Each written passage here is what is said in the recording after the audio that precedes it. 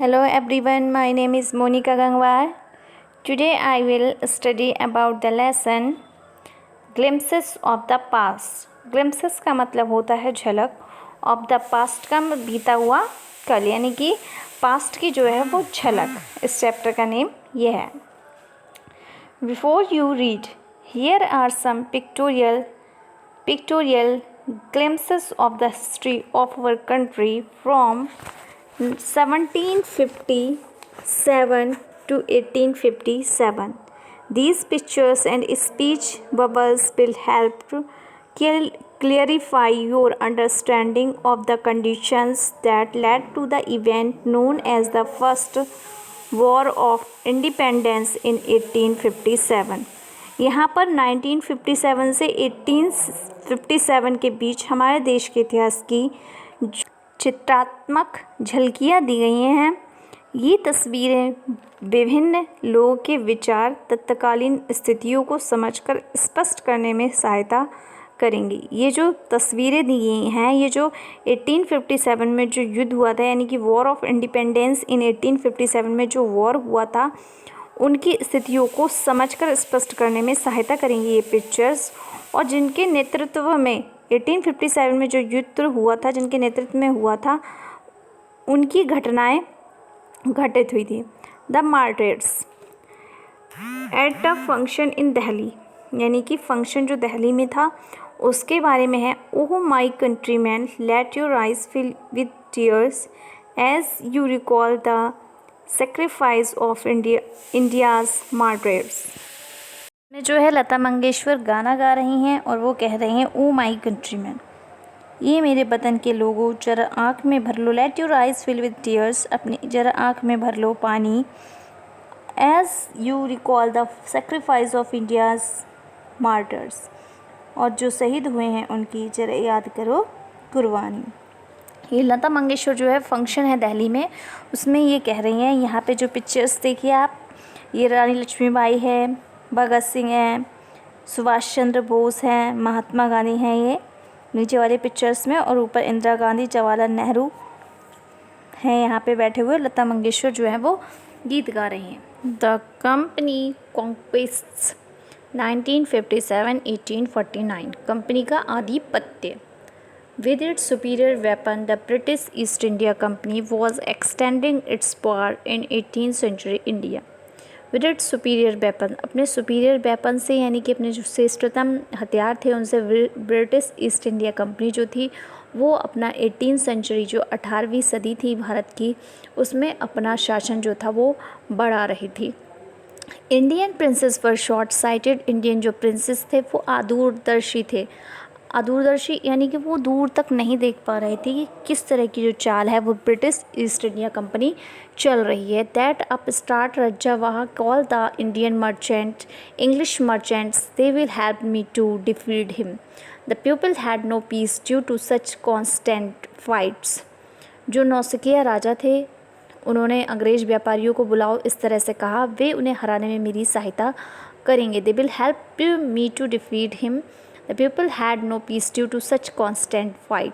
और इन लगातार झगड़ों के कारण, यानी कि जो नौसिखिया राजा थे, जो मतलब राजा थे वो कहते हैं, नौसिखिया जो राजा थे वो कहते हैं, कॉल द इंग्लिश मर्चेंट्स को बुलाओ, they will help me to defeat him, वह उन्हें हराने में सहायता करेंगे। The people had no peace due to such constant fight. जो लोग हैं वो लड़ाई झगड़े के कारण जनता में क्या नहीं है, शांति नहीं है।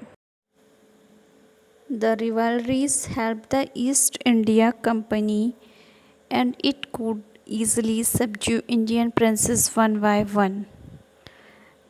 विद्रोह ने, जो रिवाइलरीज थे, help the East India Company की हेल्प कर रहे थे, and it could easily subdue Indian princes one by one, और एक एक करके भारतीय राजाओं का दमन, जो विद्रोह जो था ईस्ट इंडिया कंपनी की मदद की, और यह सरलता से एक एक करके भारतीय राजाओं का दमन कर सकती थी।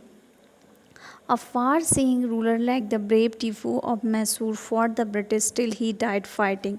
A far-seeing ruler, और जो दूर के यानी कि दूरदर्शी जो थे शासक जो थे, लाइक द ब्रेव जो बहादुर टीपू थे, और मैसूर जो थे टीपू जैसा मैसूर जो था, fought the British till we died fighting, वह जब तक लड़ते रहे जब तक कि वो मर नहीं गए। जो बहादुर टीपू जैसा मैसूर का दूरदर्शी शासक था जो अंग्रेज़ों के खिलाफ लड़ते हुए मर गया, शहीद हो गया।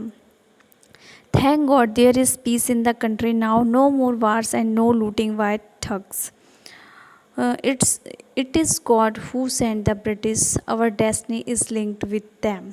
वो कहते हैं, यानी कि जो कुछ राजा होते हैं जो कैसे होते हैं, जो बेवकूफ़ होते हैं, वो कहते हैं थैंक गॉड, भगवान का शुक्रिया, there is peace in the country, अब हमारे देश में शांति है, नो मोर वार्स, अब अधिक युद्ध नहीं हो और ना ही कोई ठग हमें लूट रहा है। It is God who sent the British, और भगवान है, वह भगवान है जिन्होंने अंग्रेज़ों को भेजा है। Our destiny is linked with them, हमारा भाग्य उन्हीं के साथ जुड़ा है। How did Indian reacts to this conquest, और जो हाउ डिड इंडियंस, और जो भारतीय थे, इन विरोधों पर कैसी प्रतिक्रिया थी, यानी कि इन विरोधों पर, यानी जो वो कर रहे थे इन विरोधों पर उनकी कैसी प्रतिक्रिया थी। The white man has killed or dethroned our kings, जो वाइट मैन थे उन्होंने हमारे राजाओं की गद्दी को छीन लिया। Now we have become slaves of foreigners, और हम फॉरगनर्स के अब क्या हो गए हैं, गुलाम हो गए हैं। सम किंग्स वर नॉट गुड, कुछ राजा अच्छे नहीं थे, but all after all they were of this land, लेकिन अब वे इस धरती के नहीं थे। यानी कुछ राजा जो थे वो अच्छे नहीं थे, लेकिन वे अब इस धरती के नहीं थे, अब वो क्या बन गए थे, वो अंग्रेजों के रूल। 1965-1836 ब्रिटिश शासन। Religious leaders preached ideas like untouchability and child marriage. Anyone who crosses the seas loses his religion. जो रिलीजियस लीडर थे यानी धार्मिक जो नेता थे, उन्होंने छुआछूत तथा बाल विवाह जैसे विचारों पर उपदेश दिए। Anyone who crosses the seas loses his religion, उन्होंने कहा जो कोई समुद्र पार करता है वह अपना धर्म खो देता है। As the misery in the world is due to women, दुनिया में सभी पीड़ाएं औरतों के कारण होती हैं। ऐसा किसने कहा, प्रीचर्स ने कहा, जो उद्देश्य देते थे, उद्देश्य धार्मिक जो नेता थे उन्होंने ऐसा कहा। All the misery in the world is due to women, कि जितनी भी समस्याएं हैं वो सारी औरतों के द्वारा होती हैं। The truth was that the Indian had lost self respect, the British scorned them. सच ये था कि भारतीयों ने अपना जो था वो आत्मसम्मान खो दिया था, ब्रिटिश जो लोग थे वो उनकी उपेक्षा करते थे। The natives are unworthy of trust, incapable of honesty, देशीय जनता भरोसे के लायक नहीं थी, ईमानदार रहित थी। यानी जो अंग्रेज लोग थे वो आपस में बातें करते थे, कहते थे the natives are unworthy of trust, incapable of honesty, जो देशीय जनता थी वो भरोसे के लायक नहीं रही थी। True your honour but I am honest, वो लेकिन जो पब्लिक थी वो कहती सच है महाराज परंतु मैं ईमानदार हूँ, मतलब ये बात तो सच है लेकिन वास्तव में मैं ईमानदार हूँ। Being merchant the British wanted quick profits, their heavy tax forced farmer to abandon their fields, but your man are taking all my crop. Being merchant यानी व्यापारी होने के कारण जो ब्रिटिश लोग थे वो एकदम चाहते थे कि जल्दी से जल्दी उन्हें प्रॉफिट हो, लाभ हो जल्दी से जल्दी। Their heavy taxes forced farmer to abandon their field, और उन्होंने उनकी जो भूमि थी, जो किसान लोग थे उन पर हैवी टैक्स लगा दिया, जिससे जो उनकी जो भूमि थी, जो उनका फील्ड थी उस पर कब्जा कर सकें, इसलिए उन्होंने उन पर क्या कर दिया, हैवी टैक्स लगा दिया, जिससे कि वो अपनी जो भूमि है, जो अपने खेत हैं वो छोड़ दे public. But your man are taking all my crop, एक आदमी जो फार्मर होता है वो कहता है कि आपका जो आदमी है, अंग्रेज़ से कहता है, ब्रिटिश जो मैन होता है उससे कहता है कि आपके जो आदमी थे वो मेरी फसल ले गए। You are still in arrears if you don't pay next week I will send you to jail. वो कहता है कि अब भी पिछला जो कर भुगतान है वो अभी बाकी है तुम पर, इफ़ यू डू नॉट पे नेक्स्ट वीक, अगर तुमने अगले हफ्ते नहीं दिया तो मैं क्या करूँगा, तुम्हें जेल भेज दूँगा। Still the British invented other methods which gave them more profits. और तब अब भी जो थे ब्रिटिश जो लोग थे उन्होंने इन्वेंटेड यानी आविष्कार कर दिया था। आविष्कार करना मतलब नई नई चीज़ों से उनको क्या हो, मोर प्रॉफिट, ज़्यादा से ज़्यादा लाभ हो, इसलिए उन्होंने नए नए तरीक़ों का आविष्कार करना शुरू कर दिया था। The goods manufactures in England should not have any import duty when brought into India. उन्होंने एक आइडिया क्या निकाला, गुड्स मैन्युफैक्चर, जो इंग्लैंड में जो सामान बनेगा should not have any import duty, तब उस पर कोई भी टैक्स नहीं लगेगा। यानी जब भी इंग्लैंड से भारत में जो भी सामान आएगा उस पर कोई भी टैक्स नहीं लगेगा, नहीं लगेगा। अ गुड आइडिया, यानी जो भी इंग्लैंड में सामान पर बने आयात, जो भी इंग्लैंड में सामान बनेगा उस पर कोई भी आयात शुल्क नहीं लगेगा जब वह भारत लाया जाएगा। एक अच्छा विचार है। एक उसने कहा the East India Company's laws begins to cripple India industries, और ईस्ट इंडिया कंपनी के क्या थे, शुरू हो गए थे, यानी कि जो नियम थे, कानून थे, वो शुरू कर दिए थे उन्होंने करने, जिससे कि भारतीय जो उद्योग को उनको अपाहिज बना दिया था। भारतीय जो उद्योग थे उनको अपाहिज बना दिया था। जो उनके नए नए तरीका थे, जो लॉस थे, उनके नए नए कानून जो उन्होंने बनाए थे, उससे जो इंडियन इंडस्ट्रीज़ थी उनको अपाहिज बना दिया था। Inevitably, famine followed between 1822 1836. 15 lakh Indians died of starvation, और संभावित अकाल जो था वो पड़ गया। बिटवीन 1822 से 1836 15 लाख जो इंडियंस थे वो भुखमरी से मर गए। The British policy ruined the expert artisans